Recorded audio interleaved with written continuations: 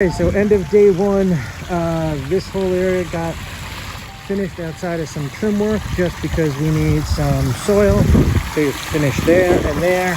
But let me know what you think.